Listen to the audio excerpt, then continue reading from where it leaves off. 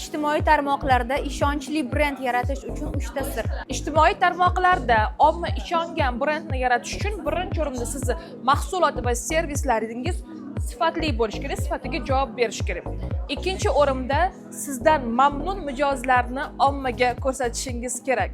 Uchinchi o'rinda siz mahsulotingizni baralla targ'ib etishingiz kerak. Targ'ib etmasangiz hech kim sotib olmaydi, sifatiga amin bo'lmaydi va ko'rsatgani mijozlaringiz bo'lmaydi.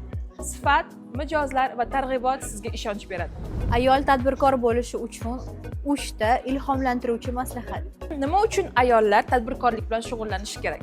Birinchi o'rinda tadbirkor ayol o'zini rivojlantiradi. Rivojlangan insonni ko'rinishi, aqli, qalbi, hamma narsasi rivojlanadi, ya'ni u sifatli insonga aylanadi. Ikkinchi o'rinda u insonni o'zini shaxsiy puli paydo bo'ladi. U puliga ko'rinishini o'zgartira oladi, kiyimini o'zgartira oladi, o'ziga ishonchi ortadi. Uchinchi o'rinda ommaga xizmat qilib savobga ega bo'ladi. Ommaga qancha ko'p insonga mahsulotini sota olsa, servisini taqdim eta olsa, shuncha savobga ega bo'ladi. Har kuni o'zingizni rivojlantirish uchun 3 ta odat.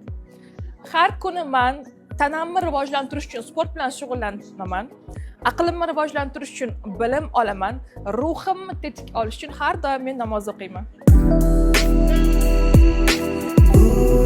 Listening my gun.